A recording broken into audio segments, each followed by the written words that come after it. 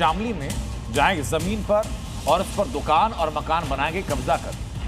लेकिन आरोप है कि वक्फ की जिस जमीन पर दावा किया जा रहा है वो जमीन सरकारी है।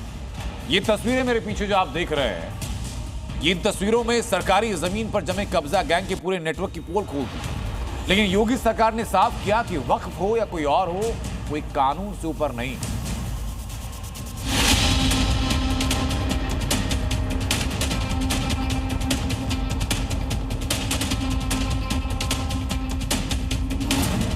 $200 करोड़ की जमीन तैमूर गैंग ने डकार ली। वक्फ बोर्ड की गुंडागर्दी अब योगी फोर्स निकालेगी। कब्जा कोई भी करेगा किसी भी स्मारक पर, किसी भी पौराणिक स्थल पर, वो कोई भी होगा, उसको छोड़ूंगा तो नहीं। कब्जा गैंग पर एक्शन के लिए योगी फोर्स को खुली छूट मिल चुकी है और अब योगी फोर्स के टारगेट पर है शामली का तैमूर गैंग, जिसने 200 करोड़ की सरकारी जमीन पर अवैध कब्जा जमा रखा है। इनके पास कोई वफनामा नहीं है इस चीज का। अच्छा, अगर वफनामा इनके पास हो तो ये पेश कर दे अपना। हाँ। जब भी किसी आदमी ने अगर वफ जमीन करी है तो वो आदमी का कागजात तो जिंदा होंगे, कोई कागज तो खत्म होने सर है। अच्छा, जब इनके पास कागज नहीं है तो वफ कैसे हुई जमीन, अच्छा। तो फिर उसकी जांच कराई जाए। अब ये समझिए कि आखिर वक्फ के नाम पर भाईजान सरकारी जमीन पर कैसे कुंडली मारकर बैठ गए हैं। शामली के तैमूर शाह मोहल्ले में 20 बीघा सरकारी जमीन पर अवैध कब्जे का आरोप लगा है। इस जमीन पर वक्फ बोर्ड के नाम पर करीब 200 मकान और 100 दुकानें बना दी गई हैं। जमीन की मार्केट वैल्यू लगभग 200 करोड़ रुपए बताई जा रही है। आरोप है कि अवैध वसूली, दबंगई और धमकी देकर सरकारी जमीन पर कब्जा किया गया है। इस मोहल्ले के सामने जो दुकानें और मकान हैं, ये सारे मकान बताया जा रहा है कि सरकारी ज़मीन पर है और जिस पर वक्फ का कब्जा है।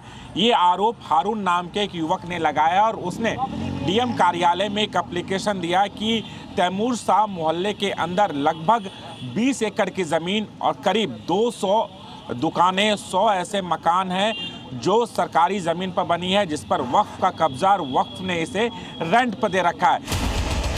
हालांकि सरकारी जमीन पर कब्जा कर इमारत बुलंद कर चुके कब्जा गैंग का क्या कहना है, ये भी जान लीजिए। उसके पास में अगर कोई ऐसा सबूत है तो वो पेश करे।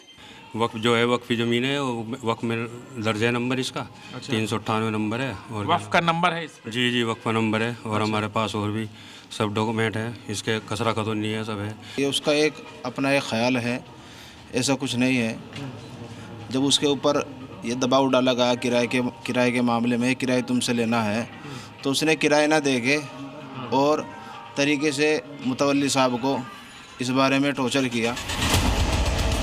जाहिर है विवाद बड़ा है, लिहाजा इस मामले की प्रशासन से निष्पक्ष जांच और आरोपियों पर सख्त कार्रवाई की मांग हो रही है। मेरे पास एक हारून नाम के व्यक्ति ने शिकायत के माध्यम से बताया कि कोई सरकारी ज़मीन है जिस पे वक्फ बोर्ड द्वारा कब्जा किया गया है, जिसकी जांच मैंने संबंधित एसडीएम को दी है और जांच आ जाने के बाद से जो नियमानुसार होगा उस पर आवश्यक कार्रवाई की जाएगी। ये तो तय है कि बात निकली है तो दूर तक जाएगी और अगर जमीन सरकारी निकलती है तो फिर बाबा का बुलडोजर भी तैयार है, क्योंकि यूपी में अतिक्रमण किया तो बुलडोजर एक्शन होकर रहेगा।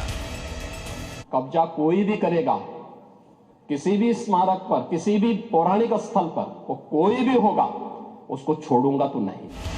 शामली से जी मीडिया के लिए राजू राज की रिपोर्ट।